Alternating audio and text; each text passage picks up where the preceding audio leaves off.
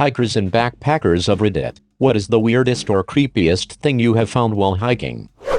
My friends and I found a 22-year-old girl, face down in the mud, both legs broken with compound fractures. She had no cell phone, no water, no food, and nothing to keep her warm. Her friend was dead. A little backstory. My two friends and I were hiking in a pretty popular spot in our area. It's a 150 feet waterfall that takes about 45 minutes of uphill hiking to get to. We decided to go bouldering around the bottom of the waterfall. There are various little pools and boulders where the water runs off from the waterfall. This bouldering trail is not on the main trail, and not many hikers ever veer off of the main trail. When we found her, obviously we called 911 and gave her any supplies we had. Eventually a helicopter showed up and they flew her to the nearest hospital. Turns out she was hiking with her friend the night before when they both fell off of the waterfall. Her friend must have gone to get help, but unfortunately died less than 100 yards from where we found the girl, so no one knew she was hurt or that she was even there. It's a miracle she was still alive, and mind-blowing to think what she had gone through when we found her 20 hours later.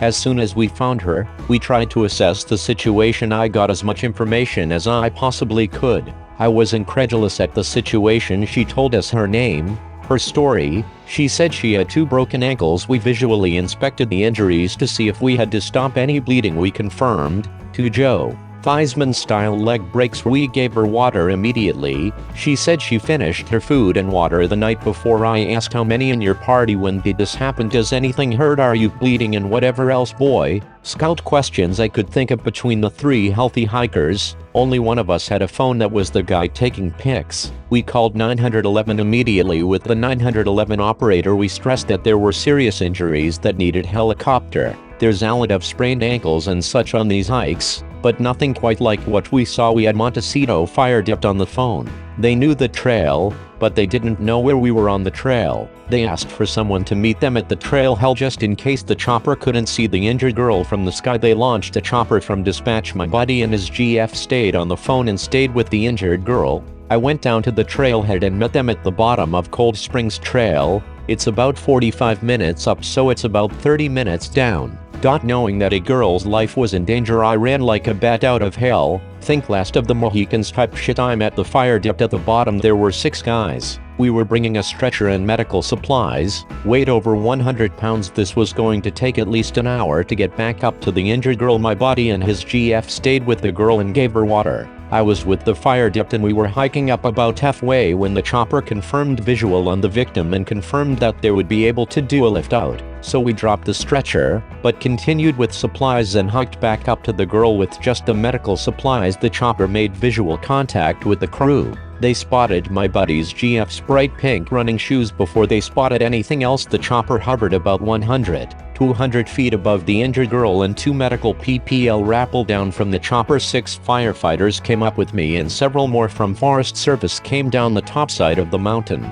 They used scissors to carefully cut her clothing off to inspect for other broken bones. They packed her up on a stretcher and winched her out onto the chopper. All said and done, we hiked back down with the fire dipped and we gave our testimony to the police. They said the girl would have died had we not found her. They said a previous hiker had found the dead body at about 10 a.m. but they didn't find any other injured hikers in their search, so they assumed he hiked alone. This old woman hiker in her 70s somehow saw us in reverse order through a wormhole or something. The first time we saw her she said, "Oh, well, hello again." I just passed it off as her being old, slightly senile. Then 30 minutes later, we saw her again and this time she just said hi as she passed us. I'm not even sure how she got there. She was going the opposite direction of us on the trail both times. TL, DR, Timmy Wimmy, Wibbly Wobbly. The words per audacia ad ignitum drawn in the snow in the absolute middle of nowhere, yet no footprints around them.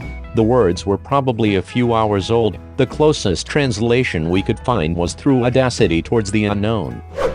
Took my young children to a cave not far from the house. Popular spot, but we had the place to ourselves. You can walk through it in about 30 minutes without too much difficulty. It has a tiny exit at the opposite end. It was pretty muddy, so we decided to turn around and head back to the entrance. Halfway back, there was a lit candle sitting about 8 feet up one side. It was definitely not there on the first trip. I went into full-on protective net mode knowing there was likely someone hiding in the dark while we walked the rest of the way out. A man wearing a Ku Klux Klan hat with eye holes. Nothing else. Masturbating. I biked past him in the woods on the way home in 7th grade. Yes, it was Florida. Edit. This traumatized me for years. Thanks for finally giving me a good laugh, guys. By the way, it was Cutler Ridge, FL. That was me. My bad bro, I actually had really dry skin from a sunburn from the day before. I was putting lotion all over my body, hence I had no clothes on, and was just vigorously applying lotion to my private parts when you happened to walk by. I shaved my head due to alopecia and my head was especially burned, so my doctor prescribed sun protection headgear that I was adorned in. I didn't have insurance at the time and the damn thing cost me $89.99. I later found out you can buy them on Amazon for $3.99, but that's a whole other story. Anyway, apologies for the mix-up. In my defense though, I do live on private property and you are trespassing.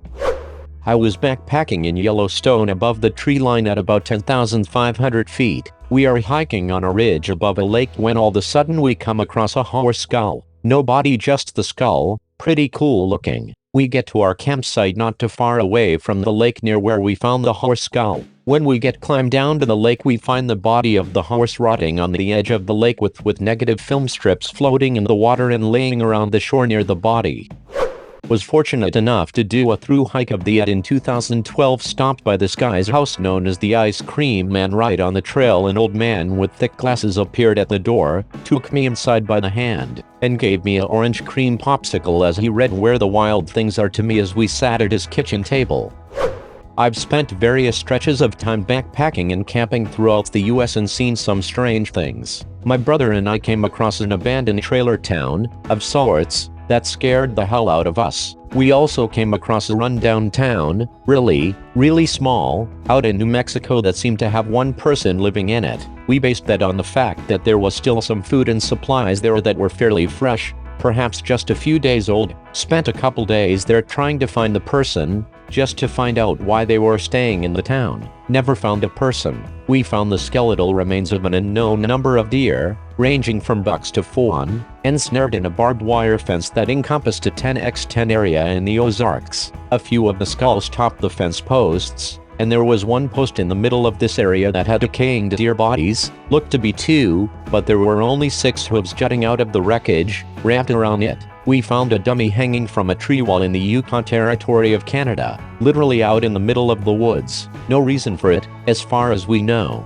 And we also came across a dead junkie on a road out of Olympia. Obvious OD, as he had his arm tied and a needle in hand. Eyes were glazed over and staring straight ahead, mouth slightly ajar. Edit. Why do you guys want it to be meese? It's technically moose, plural and singular. Me and a buddy chose some national forest in Oregon specifically for how remote it was. About a year prior, a family became lost and the father was never found, although mother and child lived to tell the tale. Anyway, we set up camp around 4 p.m. after getting pretty deep into the woods on a mountain accessed by logging roads, maybe about 100-200 yards from where we parked, near a lake. Without much else to do, we started a fire and cracked some beers as the sun went down. Then pickup trucks started going through the woods, slowing down when they saw our campfire. We got curious, and stupid via the beers, and went deeper into the woods. Seemed like a hell of a party was going on. Then we stumbled into a clearing where maybe 15-20 dudes were hanging around a bonfire next to a mossy rundown camper trailer. One had a pistol on his hip, another was just chillin' with a shotgun. We're like, oh shit at first, but someone approaches us and acts neighborly and invites us to have a beer, so it seemed okay.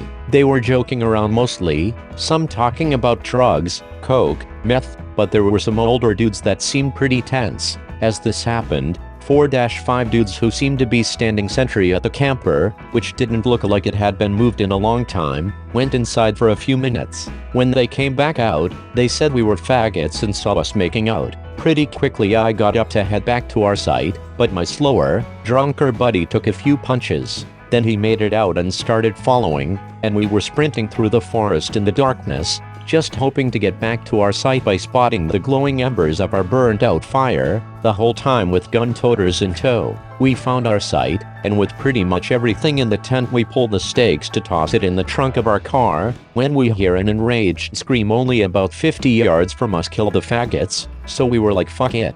Dropped the tent and gear without even saying a word to each other, and sprinted in the direction of the car. We peeled out and thought we were good, but about 30 seconds later some headlights come up from behind us, and I'm like fuck, that's the truck that shotgun dude was chillin' it. So now we are being pursued by crazy gun-toting rednecks with a superior vehicle in unfamiliar forest on unmaintained logging roads in the dark, and the only thing we can do is speed up. I remember looking at the speedometer as we approached a washed-out hairpin turn, and it was moving from 45 to 50 miles per hour, and the truck was tailing us pretty close, like by only a couple feet, and I was pretty sure that we were gonna slide off the cliff and die. Somehow my drunkest buddy managed to power slide that turn and get some distance between us and the tweakers, and we eventually made it to a paved 2-lane, at which point the truck pulled off. We put it together later that the camper was a meth lab, nothing else it really could have been, deep in the forest with armed guards and shit. But yeah, resulted in a drunken high-speed night chase on unfamiliar logging roads, and we nearly slid off the side of a mountain. And sorry about the delayed response, and yes, we learned many lessons from that experience, so no lectures please. This was years ago and we were in our early 20s. Also, posted from my mobile, so probably kinda shitty.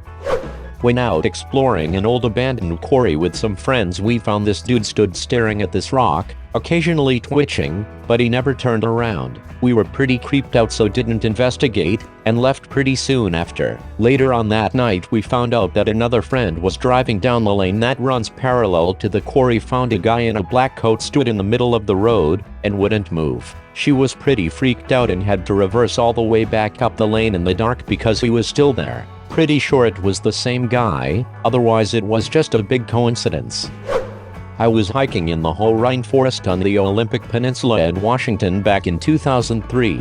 I was trying to do this really snazzy hike from the ocean to Mount Olympus. Well, day 1 is a blast, get everything accomplished. Day 2, fog. Fog as thick as anything you can imagine. I can't get a decent GPS fix, so I'm pretty much blind, but I know if I follow the whole river upstream, I'll get to one of the campsites I'm going for. Day goes by, and fog isn't clearing up at all. I get to a fairly big clearing and set up my tent. I grab a power bar and chill out as it starts going to the darkest black night I've ever experienced. I'm seriously a bit unnerved at the whole thing, not scared as much as just anxious. About 2 in the morning, I start hearing this huffing noise, like Darth Vader without the helmet on. My imagination starts to go freaky, and I reach for my flashlight. I pull the drawstring on the tent a little, very quietly, and poke my head out. Still dark as death. I hear the noise coming from maybe 5 feet to my right.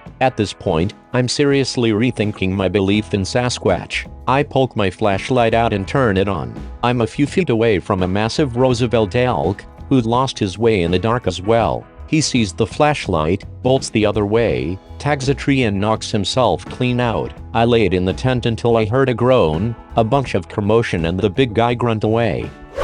I was backpacking in New Hampshire and camped out for the night after a day hike. I wandered off from our fire to go take a piss and stumbled upon a circle etched into the ground with tuning forks surrounding the circle standing up straight. It looked like a creepy ritual circle and it bugged me out, so I booked it back to the group. Edit, this kinda blew up, but it was in White Mountain Nation Forest. It was a campsite called 13 Falls, pretty cool area and a really easy hike. It was an overall good trip. And I am sorry I didn't take touch P to file the tuning forks. I wasn't trying to fuck with the ritual dudes. Neither weird or creepy, but in middle school a bunch of friends and I were hiking when we're approached by a mute kid making the extended finger hole motion with his hands. We're not sure what's going on, so one of my friends yells he wants to rape us. Get the knives. Afraid, we all bust out our pocket knives and the poor kid runs back into the woods. A few minutes into the hike we spot an amorous couple furiously getting it on inside an old VW Beetle. We think the generous mute kid just wanted to share his pervy discovery with us, but we scared him off with knives. I was once canoeing the boundary waters between Minnesota and Canada. These aren't your normal backyard ponds. The Boundary Waters are thousands of enormous lakes interconnected with each other. Think mini Great Lakes. We had been canoeing and camping along the lakes for about a week at this point. We didn't really have an itinerary, just planned to boat and camp, fish, and live off the land 2 weeks. We had a GPS and a sat phone to call a helicopter for pickup whenever we were done. Anyway, about a week in and we were set to canoe a few hours to the next lake. An hour or so in and we are in the center of an extremely long and narrow lake. Unfortunately, a storm started to blow in and the waves on the lake swelled to 2+ feet. Too much for our dicky canoes. We pulled off to a random clearing on the shore and set up camp and rushed to avoid being totally thrashed by a rainstorm. We just set up camp and hunkered down for the night. By the next morning it had cleared up. We started walking up the coast of the lake about 200 feet from our camp looking for a good fishing spot. What we actually found was another campsite. However, it was absolutely wrecked. Trash strewn everywhere, tent collapsed and torn, clothes on the ground. At first we were just disgusted, like what assholes did this or left their shit out to be bear food? The more we looked around though, the weirder things seemed though. For one, their garbage was still hoisted into a tree to keep it safe from bears, but the whole bag was ripped open despite being 30 feet in the air. Second, literally everything except the canoes were still at the campsite. Clothes, packs, food, rope, pans, like a serious set of hiking equipment, enough for 2 or 3 people. Half of it was trashed and torn open, mostly the packs, tent, and clothes. The other half was totally untouched but thrown on the ground, like somebody noped the hell out of there and nothing but their long johns, ditching hundreds of dollars of gear in the process. We waited a couple hours and eventually called it back to our helicopter crew, but they hadn't been aware of anybody else or gotten any distress calls. We eventually just left everything and moved camp. Everybody was pretty upset by it and a day or two later we ended the whole trip early because it seemed like nobody wanted to be out anymore. It was the weirdest thing I'd ever seen. First thought was bear attack, but there was food left uneaten, and I've seen bear attacks on camps before, but nothing like this. Bears rip open packs and go after food, and are generally pretty easy to scare away. What still sticks with me is why all their clothes and packs were still there, with half being totally destroyed and half being untouched. I still don't get it. I've done a lot of other camping and hiking, rafting and biking, all around the country, and I've never had any other weird experiences like that.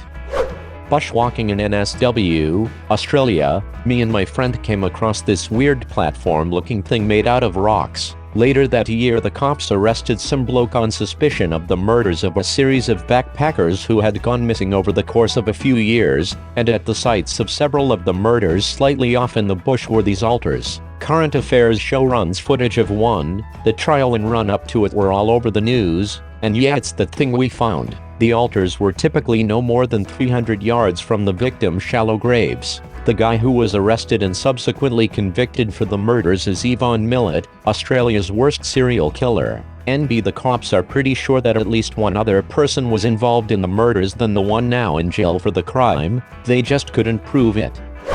Fairly avid camper, hiker, couple that come to mind. One went on a 5-day gold panning trip with a couple buddies of mine. We drove 6 hours down unused logging roads. We're talking totally overgrown roads with trees having to be removed from the road to pass. We saw not one human the entire time we were out there, except for on the third night, at 3 a.m. We are sitting around the fire, drinking some beers, sweating at bugs, and shooting the shit when I hear a something. I look over and notice some light in the trees. What the? It's a truck, driving up the logging road we had cleared ourselves to get there, at 3 a.m. The truck gets up to where we are, pulls into where we made camp, a small turn-off spot for logging trucks, sits there for 10 seconds while we all kinda stare in shock at one another. I get up and start walking towards the truck to say hello and ask what the heck they are doing out at 3 a.m. on abandoned logging roads when the truck just backs up, turns around, and drives off the way it came. The guy,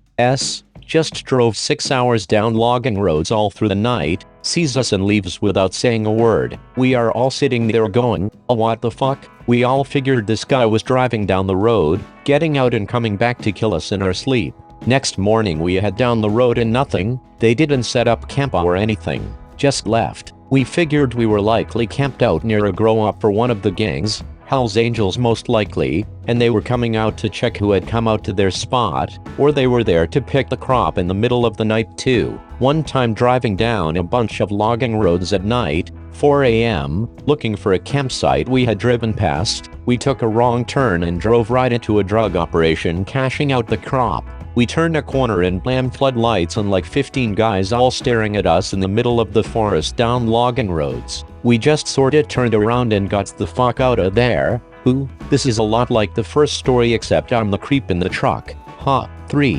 One time I was out hiking in the backwoods with a buddy of mine. Way out there with nobody in sight. In the evening I start to gather some wood for a campfire that evening and I pull this stick out of the trees. Stick is maybe 5 feet long, 3 inches wide. It looks like a nice walking stick, straight and mostly smooth. Then I notice that one end of the stick is really smooth, like it's been whittled by someone. I'm thinking, oh wow, what are the odds of that? It is a walking stick. Someone has carved a smooth handle on one end. Nope, it's not a handle. It's a dick. Someone had carved the end of this stick into a dick. Someone was fucking the forest. Literally. This wasn't some crude carving, just for your information. This was a work. Like the person put hours into carving it, and was very good at carving. This was a 6 inches stone carved with love and feeling, right down to it having bulging veins and other fine details. What the fuck, so I took the dick stick back to camp and threatened to poke my buddy with it, yelling that the forest was going to give him tree AIDS.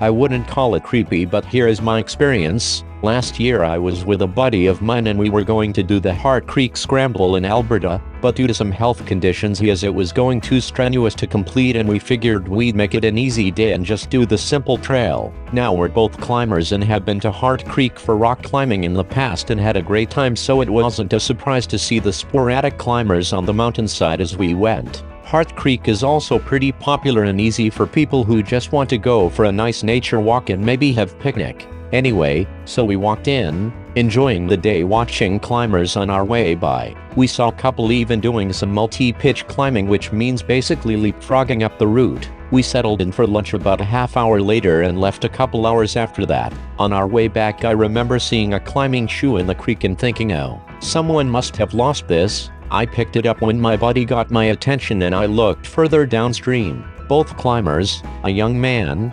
29 or so, I learned later, and his partner were both lying the creek bed, rope and harnesses still attached, dead. It was very surreal. We had seen these people climbing not 2 hours before, making their calls, having a good time. The first reaction I had was that I remembered that there was a family right behind us, a husband and wife with a young daughter who were playing in the creek on the way down. We ran back and stopped them and explained as quietly as we could what was ahead, and before we knew it, looky-loos had come by. It turned out that the husband was an off-duty RCMP officer and so he took control of the situation. I learned later we weren't the first on scene and that the authorities had been called. It was a very quiet ride back into town that day though. Thanks for watching. Don't forget to like, comment, share and subscribe to my channel.